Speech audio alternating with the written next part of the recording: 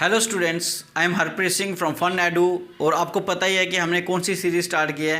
बिल्कुल, तो हमने बायोटेक्नोलॉजी की सीरीज़ स्टार्ट की थी और उसका मुझे लगता है कि आज हमारा बड़ा ही इंपॉर्टेंट टॉपिक स्टार्ट होने जा रहा है। और आपने गेस भी कर लिया होगा ये क्या है, क्योंकि आपको सामने जो यहाँ पे अपरेटस दिख रहा है, तो ये अपरेटस कौन सा अपरेटस है। तो आज आपके दिमाग में होगा कि हमने तो पूरा यूनिट अप्रॉक्सीमेटली कर लिया है, तो ये कौन सी टेक्निक है या ये कौन सा अपरेटस है। तो ये जो आज हम अपरेटस करने जा रहे हैं, ये अपरेटस इतना इंपॉर्टेंट है कि इसके बिना बायोटेक्नोलॉजी जो है वो पॉसिबल हो ही नहीं सकती।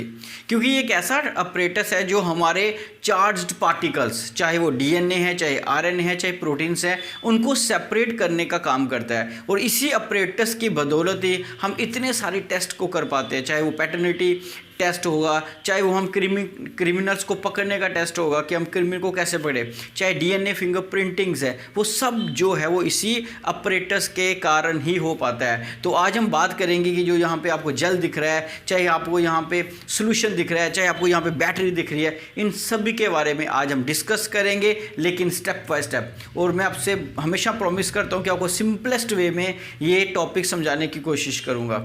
और एट द एंड तक अगर आप ये पूरा देखोगे वीडियो, तो आपको लग जाएगा कि ये अपरेटस है क्या, इसकी कितनी इंपॉर्टेंस है और ये किस तरह से काम करता है। इट मीन्स आपके इसकी डेफिनेशन से लेके, इंपॉर्टेंस से लेके, इसके अंदर अपरेटस कौन कौन से लगे हैं, रिक्वायरमेंट क्या है, साथ ही साथ प्रोसीजर क्या है, ये सब आज हम इस वीडियो के अंदर करने जा रहे हैं। तो आप बिल्कुल स्टार्ट हो जाओ इस वीडियो के लिए। और अब हम चलते हैं अपने क्लासरूम के अंदर, जिसमें हम आपको इसी को डिस्कस करेंगे वन बाय वन।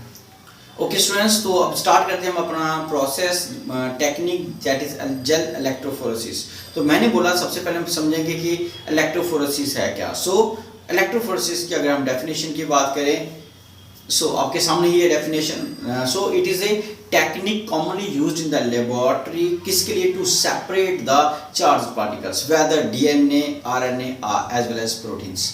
सो हम प्रोटीन को, जो भी चार्ज पार्टिकल्स हैं, उन सभी चार्ज पार्टिकल को, चाहे वो डीएनए है, चाहे आरएनए है, चाहे प्रोटीन्स है, उनको सेपरेट करने के लिए, उनकी फ्रेगमेंट्स को सेपरेट करने के लिए हम क्या करते हैं, एक टेक्निक को यूज करते हैं। और उसी टेक्निक का नाम है इलेक्ट्रोफोरेसिस। तो यहाँ पे इलेक्ट्रो वर्ड आ रहा है। So what do you mean by electro, तो आपको पता ही है कि इलेक्ट्रो मीन्स इलेक्ट्रिक।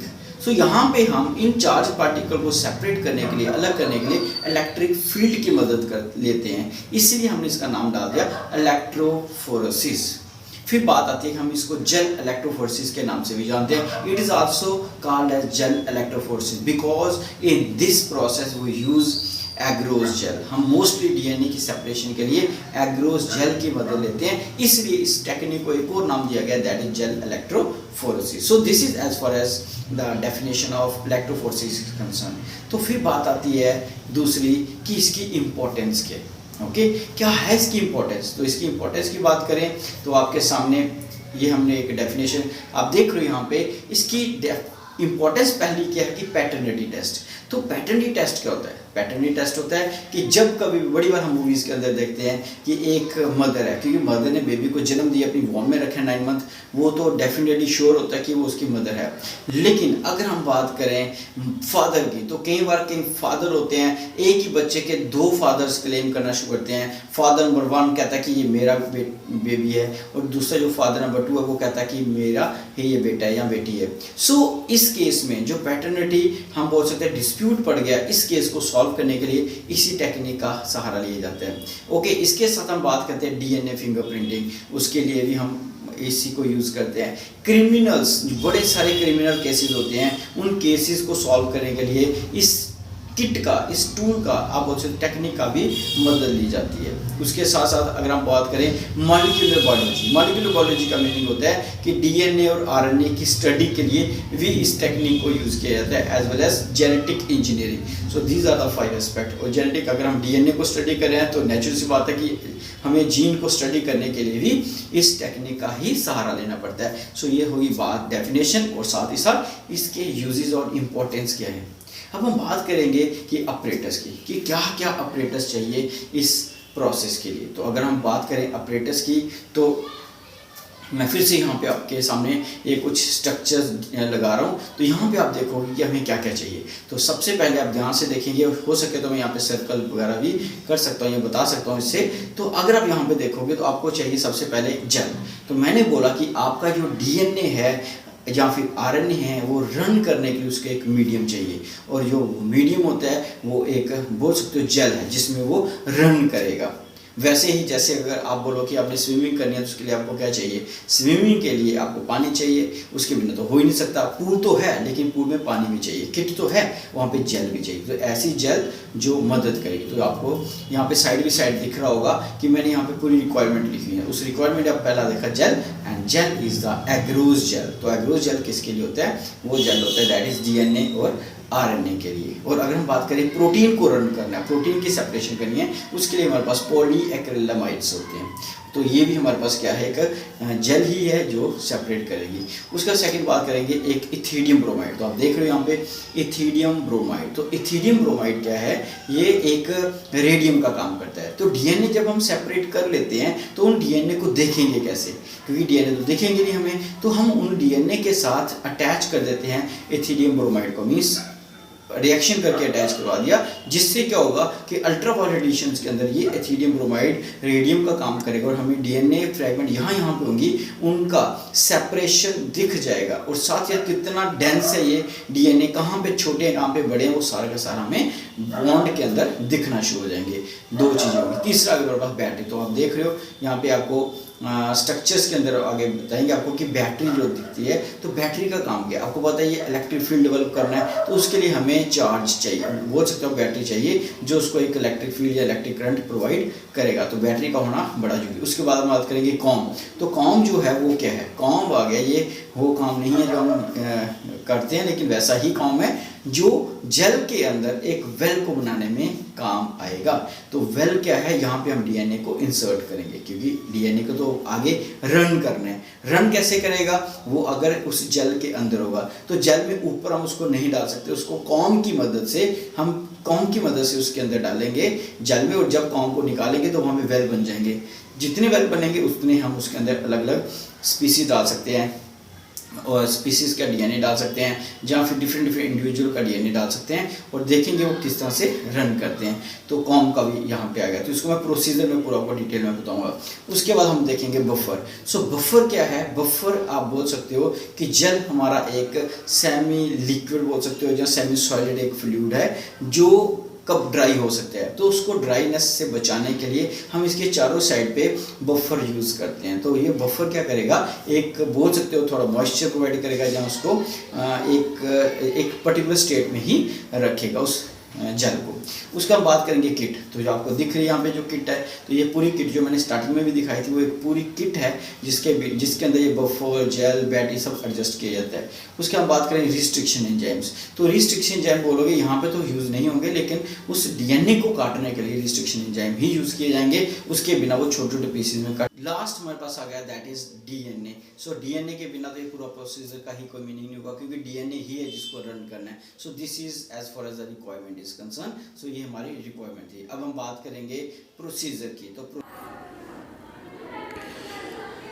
तो स्टूडेंट अब बात करेंगे प्रोसीजर की कि ये हमारा जो इलेक्ट्रोफोरेसिस है किस तरह से काम करेगा और कैसे हमारे जो डीएनए फ्रेगमेंट्स हैं वो रन करेंगे इस एग्रोजेल के अंदर। तो let's start from the point F, that is अगर हम बात करें एफ़ पोर्शन की, तो ये जो आपको दिख रहा है F, this is the battery. तो बिना बैटरी के आप कभी भी डीएनए को रन नहीं कर सकते, क्योंकि यही जो हमारा बैटरी होता है ये हमारे दो एंड से कनेक्टेड होता है। एक एंड हमारे पास यहाँ पे आप देख लो, तो ये हो गया कैथोड, और जिस साइड हमारा ये नीचे वाली साइड है this is called positive charge होगा यहाँ पे, दैट इज कैथोड। तो यहाँ पे हमने दो इलेक्ट्रोड्स को यूज़ किया होगा।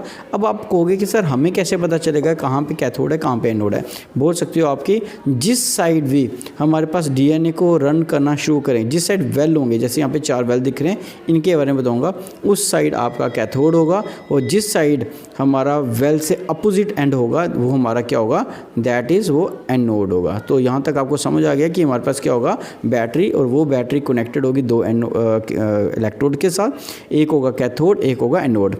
अब बात करते हैं आई, जो यहाँ पे आपको आई दिख रहा है, दिस इज़ द कॉम, और आपको पता है ये कॉम यहाँ पे क्या काम करेगा,